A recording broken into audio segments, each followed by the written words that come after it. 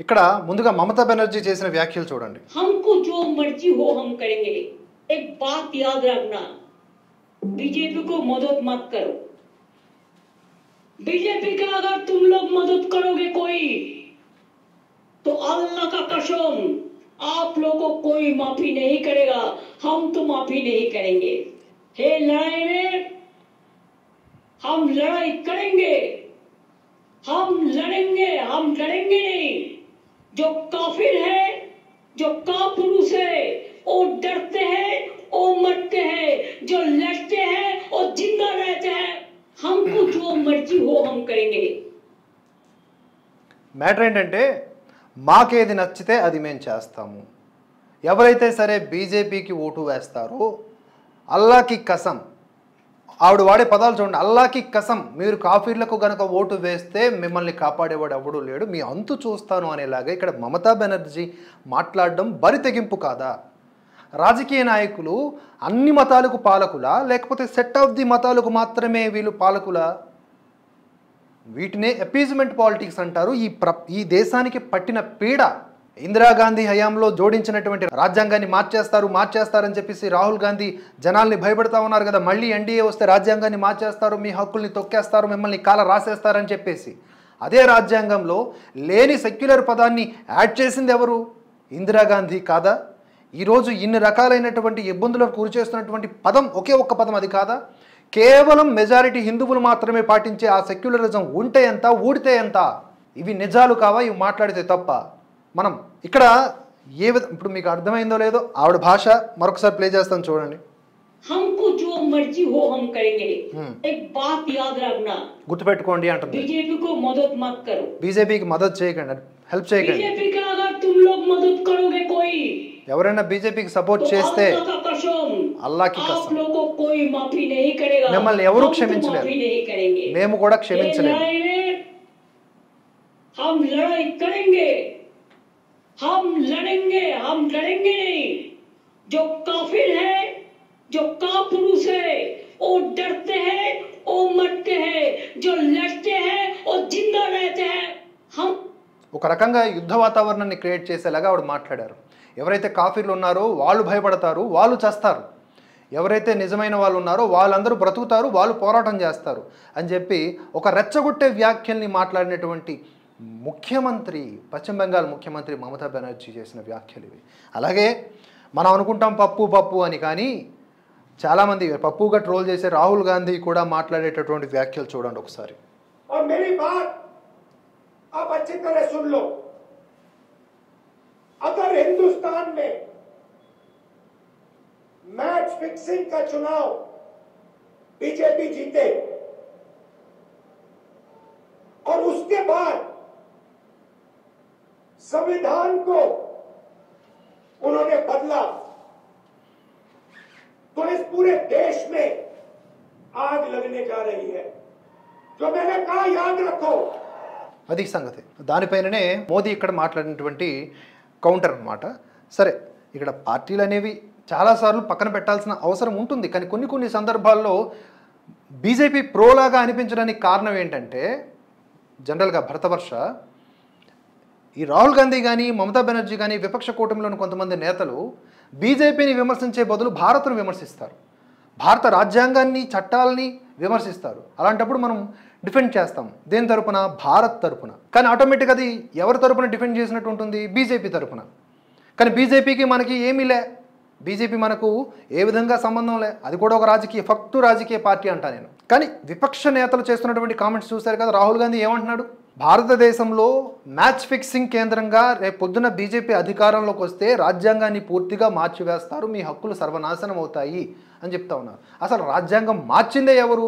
ఇష్టం వచ్చినట్లుగా అడ్డగోలుగా మార్చింది ఎవరు? సో అది మనం స్టార్టింగ్లో చెప్పుకున్నాం. దానిపైన మోదీ కౌంటర్ ఒకసారి చూద్దాం. రాహుల్ అదేం భాష, మేము మళ్ళీ వస్తే దేశం అట్టుడికి పోతుందా? కాంగ్రెస్ను అన్ని చోట్ల తుడిచిపెట్టండి, ఇప్పటి వరకు మేము చేసింది ఒక ట్రైలరే, ఇక చరిత్రాత్మక నిర్ణయాలు ఉంటాయని చెప్పేసి మోదీ ఈ మధ్యనే ఒక మీటింగ్లో భాగంగా, అధికారులతో మీటింగ్లో భాగంగా మీరందరూ కూడా రానున్న ఒక 6 నెలలు హ్యాపీగా ఉంటారు, అంటే ముఖ్యంగా ఈ 100 రోజులైతే ఇంకా ఖాళీగానే ఉంటారు, కానీ వితిన్ 6 months మళ్ళీ మేము అధికారంలోకి వచ్చాక మీకు ఒక గట్టి పని పడబోతోంది, మీరు పరిగెత్తి పని చేయాల్సినటువంటి అవసరత వచ్చే అవకాశం ఉంది, so get ready for that అని చెప్పేసి అర్థమయ్యి అర్థం కానట్లు ఏదో చేయబోతున్నామనే ఉద్దేశంలో మోదీ మాట్లాడారు. ఇక్కడ కూడా అదే, ఇప్పటి వరకు మేము చేసింది ఒక ట్రైలరే, ముందుంది అసలు సినిమా అని చెప్పేసి ఈరోజు మోదీ మాట్లాడుతూ ఉన్నారు. అధికారానికి దూరమైపోవడంతో నైరాశ్యానికి గురైన కాంగ్రెస్ రాజకుటుంబం యువరాజు ఇష్టానుసారం మాట్లాడుతూ ఉన్నారని ప్రధాని నరేంద్ర మోదీ మండిపడ్డారు. ఉత్తరాఖండ్లోని రుద్రపూర్లో మంగళవారం తొలిసారిగా ఎన్నికల ప్రచార సభలో ఆయన ప్రసంగించారు. రాజస్థాన్లోని కోట్పూత్లీలో జరిగిన బహిరంగ సభలోనూ ఆయన మాట్లాడారు. ఇటీవల ఢిల్లీలో జరిగినటువంటి విపక్ష కూటమి సమావేశంలో కాంగ్రెస్ అగ్రనేత రాహుల్ గాంధీ చేసిన ప్రసంగాన్ని ప్రస్తావిస్తూ తీవ్ర విమర్శలు చేశారు. మూడోసారి భాజపా అధికారంలోకి వస్తే దేశం అట్టుడికిపోతుందని కాంగ్రెస్ యువరాజు వ్యాఖ్యలు చేశారు. అలాంటి మంటల్ని గత 10 ఏళ్లుగా నేను ఆర్పుతూనే ఉన్నా. దేశాన్ని 70 ఏళ్లు పాలించిన కాంగ్రెస్ పార్టీ నేతలు ఇప్పుడు ఇలాంటి మాటలు అంటూ ఉన్నారు. వాటిని మీరు అంగీకరిస్తారా? అలాంటి భాష ఆమోదయోగ్యమా? అవి ప్రజాస్వామ్యయుతమైనటువంటి మాటలేనా? మీరు వారిని శిక్షించరా అని ఓటర్లను ప్రశ్నించారు. కాంగ్రెస్ పార్టీని అన్ని చోట్ల తుడిచిపెట్టేయాలని పిలుపునిచ్చారు. ప్రజాస్వామ్యంపై వారికి నమ్మకం లేదు, అవినీతిలో కూరుకుపోయిన వారు నన్ను దూషించేలా బెదిరించేలా మాట్లాడుతూ ఉన్నారు. గత 10 ఏళ్లలో ఎంతో జరిగింది, అదొక ట్రైలర్ మాత్రమే, జరగాల్సింది ఇంకెంతో ఉంది. 3వ విడత పాలనలో చరిత్రాత్మక నిర్ణయాలుంటాయి. అవినీతిని రూపుమాపాలని మేము అంటున్నాం, లంచగొండుల్ని కాపాడాలని వారు చెబుతున్నారు. మేము అధికారంలోకి మళ్ళీ రాగానే అవినీతిపై మరింత గట్టి ముష్టిఘాతం తప్పదు. అవినీతి పరుల్లో ఒక్కొక్కరిపై చర్యలు కొనసాగుతాయి. కాంగ్రెస్ ఇండి కూటమి తమ ఉద్దేశాలు ఏమిటనేది స్పష్టం చేశాయి. అధికారం లేకపోవడాన్ని అవి భరించలేకపోతున్నాయి. అందుకే దేశంలో మంటలు రేగుతాయని మాట్లాడుతున్నాయి. అతీక పరిస్థితి భావజాలంగా ఉన్నటువంటి కాంగ్రెస్ పార్టీకి ప్రజాస్వామ్యంపై ఎంతమాత్రం నమ్మకం లేదు. అందుకే ప్రజల్ని రెచ్చగొట్టే ప్రయత్నాల్లో తలమునకలైంది. దేశాన్ని అస్థిరపరిచి అరాచకం దిశగా పంపాలని చూస్తోంది.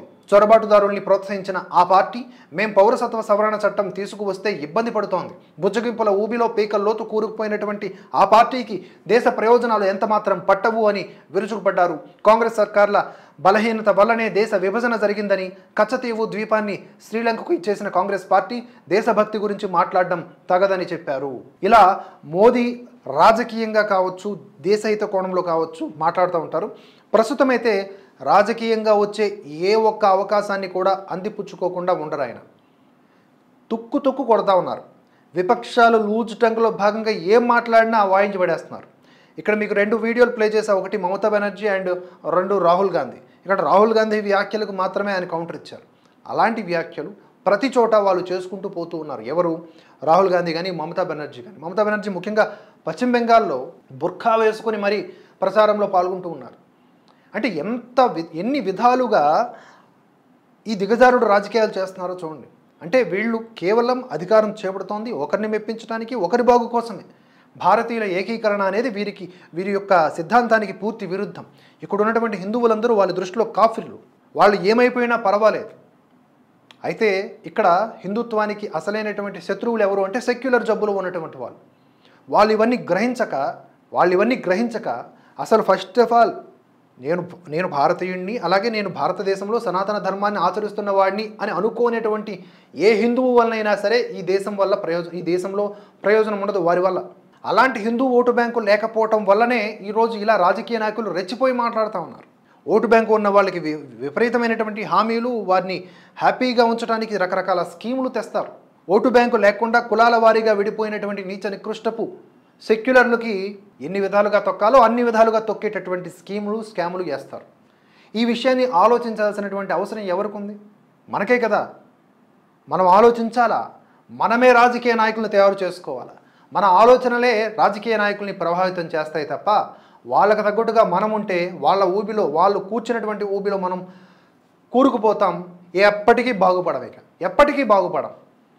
ఈరోజు హిందువులు కొన్ని కోటాను కోట్ల ముక్కలమైపోయి ఉన్నాం. భారతదేశంలో హిందువులు కొన్ని కోటాను కోట్ల ముక్కలైపోయి ఉన్నారు. రానున్న రోజుల్లో ఇంటిలో కూడా 10 గోడలు వస్తాయి అడ్డంగా, ఒక ఇంటిలో కూడా. So internal enemies, external enemies, ఇవన్నీ కూడా మనం ఫైట్ చేయాల్సినటువంటి అంశాలు. ఆలోచన విధానం ఫస్ట్ ఆఫ్ ఆల్ మన ఇన్బిల్ట్ క్వాలిటీలో మార్పులు రావాలంటే మన ఆలోచన విధాన సరళి మారాలి. చరిత్ర తెలుసుకోవాలా, చరిత్రలో జరిగిన కీలక మార్పుల గురించి అవగాహన పెంచుకోవాలా. ఎక్కడెక్కడ మనల్ని మోసం చేశారు, మనల్ని ఏ విధంగా విడగొట్టి పడగొడుతున్నారనే ఆలోచన చేయనంత కాలం ఈ విధంగా ఇష్టం వచ్చినటువంటి వ్యాఖ్యలు చేసేటటువంటి రాజకీయ నేతలు పెరుగుతూనే ఉంటారు. సో అది మనం ఇలా మాట్లాడడం కూడా కొంతమంది ఏమంటారంటే ఇది బీజేపీకి అనుకూలం కాదురా నాయన, భారతదేశానికి అనుకూలంగా. సో రేపొద్దున్న రాహుల్ గాంధీ పరివర్తన చెంది దేశహితం కోసం మాట్లాడాడు అనుకుందాం. ఉదాహరణకి నేను ఒక ఉదాహరణ చెప్తా. పాకిస్తాన్ అధ్యక్షుడు ఉన్నాడు ప్రస్తుతం, షహబాజ్ షరీఫ్ అనుకుంటా. వాడు మన భారతదేశం గురించి ఇష్టం వచ్చినట్లుగా మాట్లాడతాడు. ఇవాళ కాకపోతే రేపన్నా మాట్లాడతాడు, ఎందుకంటే వాళ్ళకి అదే ఫుడ్ కాబట్టి. సో ఏదో ఒక రోజు వాళ్ళు అలా మాట్లాడితే, మన భారతదేశం గురించి, భారత ప్రధాని గురించి మాట్లాడితే ఏం చేయాలి? విపక్ష నేతలు, ఇక్కడున్న విపక్ష నేతలు, అరే నువ్వు ఏం మాట్లాడినా మాట్లాడుకో, కానీ మా భారతదేశ ప్రధాని గురించి మాట్లాడుకో. మాలో మా గొడవలు ఉంటాయి, కానీ మా దేశం గురించి కానీ మా దేశ ప్రధాని గురించి కానీ ఎక్స్ట్రాలు మాట్లాడామంటే తోలు తీస్తా అని మాట్లాడాలి. అలా మాట్లాడరు. పాకిస్తాన్ ఏం విమర్శలు చేస్తుందో ఇక్కడ ఉన్న విపక్ష నేతలు కూడా అదే విమర్శలు చేస్తారు. చైనా ఏం విమర్శ చేస్తుందో ఇక్కడ విపక్ష నేతలు కూడా అదే విమర్శ చేస్తారు. మన దేశం నాశనం అయిపోవాలని కోరుకునే శత్రు దేశాల మాటల్ని ఇక్కడ కాపీ పేస్ట్ చేస్తే భారతదేశ ప్రజలు చూస్తూ ఊరుకుంటారా? ఇక్కడ ఉన్నటువంటి విద్యావంతమైనటువంటి సమాజం చూస్తూ ఊరుకుంటుందా? మేల్కొని ఉన్నటువంటి ఈ సమాజం మిమ్మల్ని ప్రశ్నించకుండా ఆగుతుందా? ఆగదు కదా. అందులో భాగంగానే విపక్షాలు కూడా దేశం తరపున మాట్లాడితే తప్పకుండా భరతవర్ష మాట్లాడుతుంది. ఈరోజు ప్రో బీజేపీలాగా అనిపించడానికి గల కారణం అది కేవలం మీ భ్రమ. బీజేపీ కూడా ఫక్తు రాజకీయ పార్టీయే, కాకపోతే కంపేర్ చేసుకుంటే మీకంటే కొంచెం దేశం కోసం ఎక్కువగా మాట్లాడేటటువంటి అట్లీస్ట్ యాక్టింగ్ చేస్తుంది అనుకుందాం బీజేపీ. ఆ యాక్టింగ్ అయినా మీకు రావట్లేదు కదా, నా పాయింట్ అది. ఎందుకంటే మీ ఇంటెన్షనే రాంగ్గా ఉంది. కేజ్రీవాలే తీసుకోండి, ఇవాళ కేజ్రీవాల్ కోసం కొంతమంది మొసలి కన్నీరు కారుస్తూ ఉన్నారు. అవినీతి పరుల తరపున కూడా మాట్లాడేసేంత విశాల హృదయం మీకుందేమో కానీ మాకు లేదు. అవినీతి అనేది ఒక రకం, దేశ విద్రోహం అనేది క్షమించరాని నేరం కదా. ఖలిస్తానీ అనేది ఒక భారతదేశాన్ని ముక్కలు చేయాలనుకుని ప్రతినిధులు ఉన్నటువంటి పుట్టిన సంస్థ. ఆ సంస్థ అధిపతులతో మీటింగులు, వాళ్ళతో దాన్ని ఏమంటారు డీలింగ్లు పెట్టుకొని డబ్బులు తీసుకున్నట్లుగా కూడా ఆరోపణలు వస్తూ ఉన్నాయి. అటువంటి వారిని మేము ఎలాగా వెనకేసుకురాగలం? అటువంటి వారు జైలుకు వెళ్తే మోదీ అణిచివేస్తూ ఉన్నాడు, మోదీ నియంతృత్వం అని ఎలా అనగలం? అనలేం కదా, హిపోక్రసీ అవుతుంది కదా. అలా అనకపోవడం బీజేపీకి ప్రోగా అనిపిస్తుంది. మాకు సంబంధం లేదు అది.